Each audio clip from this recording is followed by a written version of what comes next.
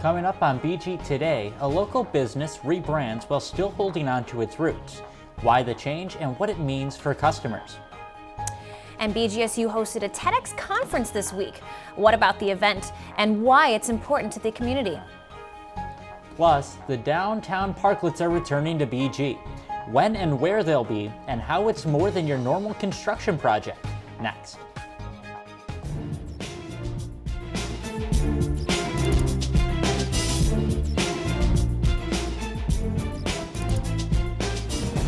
Live from the campus of Bowling Green State University.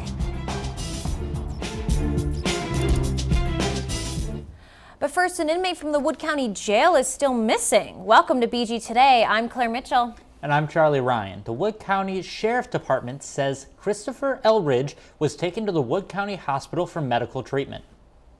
While there, officers say Eldridge ran away and stole a car in Bowling Green. The car was found in Toledo, but officers are still searching for him. As of now, the Sheriff's Department says he has active warrants for his arrest. They also say if you see him, do not approach and call 911. A popular social spot in Bowling Green has undergone some changes recently. Reporter Hayden Kincaid has more. Thanks, Claire. Bowling Green and beer are a strong combination. The city already has 4 craft breweries and counting, but the first brewery in the city has seen some shakeups. Bowling Green Beer Works was introduced to Bowling Green in 2016. But Bowling Green's oldest brewery has seen hardship since last summer. Former owner Justin Marks was indicted for rape charges, putting the business up for sale. But Tyler Householder and Clay DeVelvis saw the opportunity and jumped at it. I was here as the winemaker, so we had some familiarity with the business from that standpoint. Clay would, I was a regular customer from back before when the place first started, so intimately involved, as a customer, and then also as providing some service here at the brewery. So that was our introduction to it. The purchase was finalized in February, and they decided they wanted a fresh start from the business's past, choosing to rebrand from Bowling Green Beer Works to Brewing Green. So it was kind of a twofold, kind of gain some distance between ourselves and the history that some of this place had, and to kind of mark it as a demarcation point of, hey, yep, this is Beer Works. We still have the same great beer. I like to think that the personality of the place is still the same for the most part. Obviously, some of it's changed. There's some changes, but yeah. But that we're going to go forward. There's going to be some changes as we go. But the brewery is holding on to its roots from Bowling Green Beer Works. So just because the name has changed, yeah, that doesn't mean the beer's changed. And our master brewer actually went back to the old school way of, the original recipes, and that's something that I kind of want people to know. Just because the name changed, the beer has not changed. The new owners have plans to expand their parking and even start serving pizza from the building next door. Back to you, Claire. Thanks, Hayden. The student union looked a little different as speakers took the stage in the university's very own TEDx event. The Marvin Center for Student Leadership and Civic Engagement hosted the speaker series all day Wednesday. They say the event aims to amplify local voices while fostering ideas we're spreading. The theme this year is for the public good, and presenters gave speeches centered around the idea. Plus, BG24's Ethan Watson Claire Mitchell emceed the event. Marvin Center graduate assistant Asit Miller shares how important community events like this are. We can really kind of captivate and empower our ideas that we have and empower other individuals to kind of, carry out those ideas and learn about what we're passionate about too and share our passions with others. This marks the second TEDx event put on by the university. Last week, the Wood County Museum opened its newest exhibit, Allure and Illusion, a Rose-Colored Romance. BG24's reporter Maddie Rusher went to check it out. Allure and Illusion, a Rose-Colored Romance, opened Friday afternoon to the public. Museum staff held a ribbon-cutting ceremony to celebrate the opening. 4, 3, 2, 1.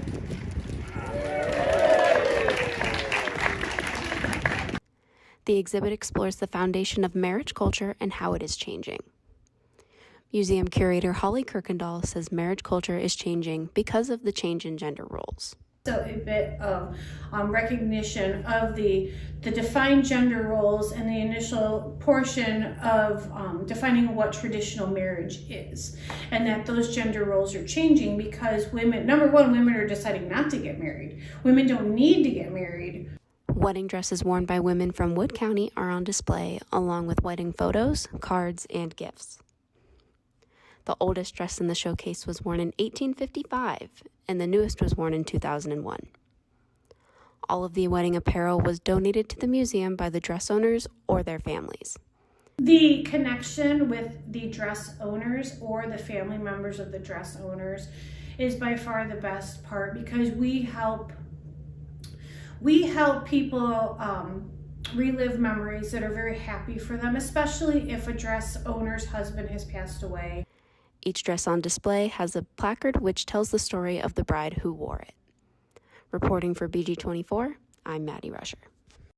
Thanks, Maddie. And another addition to the city is in the works. Bowling Green plans to install the first round of parklets on Friday, a project that's funded by a $50,000 grant from T-Mobile.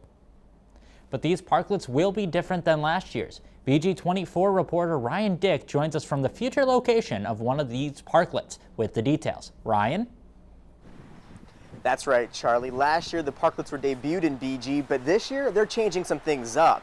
They've got new locations and new designs, and they've also figured out a way to bring the campus and community together. Even in the rain, work doesn't stop.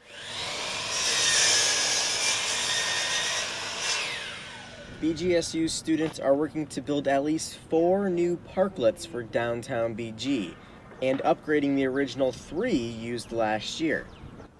Third-year student Katie Lockridge and fourth-year Jason Woodcock are just 2 of the 12 students that are volunteering to help with the project.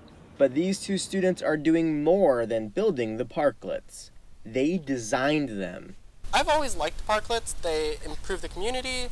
And a part of the reason I got into architecture was for community impact and just making cities a lot better. I thought it was such a cool project that I decided to take a chance and apply for it. And I'm so glad that I did, because I, have already found so many opportunities and developed, more connections through it. One of those connections is the lead fabricator for the project, Ellen Smith. She says last year students couldn't help with the parklets because construction started later in the year. But now, having their help has made a huge difference. It's so great having BGSU involvement. School of Art and architecture students are all participating, and it's been awesome. It's amazing to have extra hands also to get things marked. And it's a big build, and there's a lot of steps. Starting Friday, parklets will be installed in front of Grounds for Thought, Juniper, and Kababit. Now, the city isn't saying just yet where the other parklets will go, or where the ones that were designed by the students will go, but they should all be in place by May 6th. Reporting for BG24, I'm Ryan Dick. Thanks, Ryan. We've sure had some crazy weather this week, but hopefully the community will be able to go out and enjoy those new parklets. So let's go to Agatha to see how we're going to end things off this week. Agatha, what's in store for us? Well, we'll definitely be clearing up a little bit, especially after last night's storm this weekend. Tonight, we're looking at our high around 60 degrees and our low around 42, but we do have some high wind speeds and some wind gusts getting up to 30 miles per hour, which will bring some wind chill, so it'll feel a little bit cooler. But it's going to be nice and sunny, so no rain looking for today. Tomorrow, we have a similar high. I think it's around 63 degrees and our low around 42. It's going to be partly cloudy, but the sun will still be out a little bit. And again, we do have some high wind speeds, so make sure you are prepared for some wind chill on your walk to class. And then this weekend, the sun is going to come out. It's going to cool down just a little bit on Saturday. Our high is getting up to 52 degrees and our low around 32, so we will be dipping right by freezing. But then this Sunday, our high is around 53 and our low will be 38. But it's Bowling Green. Anything can happen. That'll be it for this week's weather. Back to you.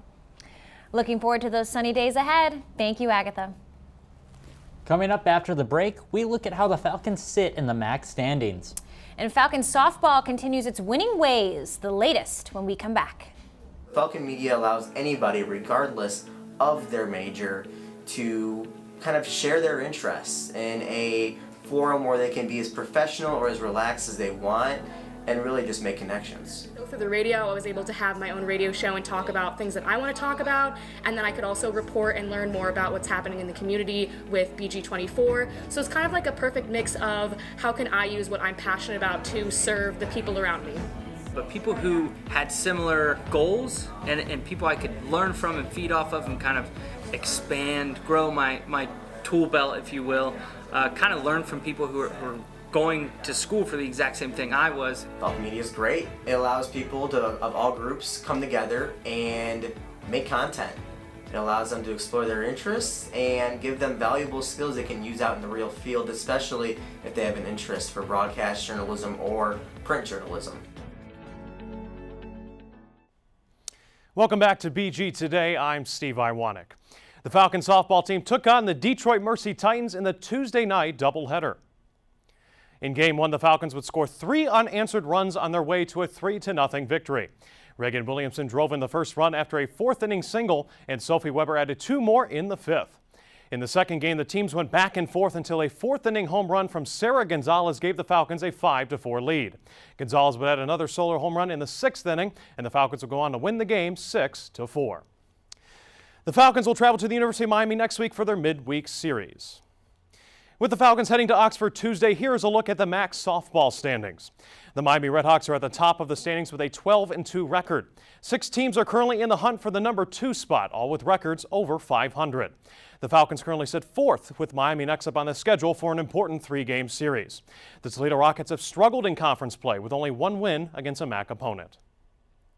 Peyton Gottschall was named MAC Pitcher of the Week for the 2nd week in a row and the 5th time this season.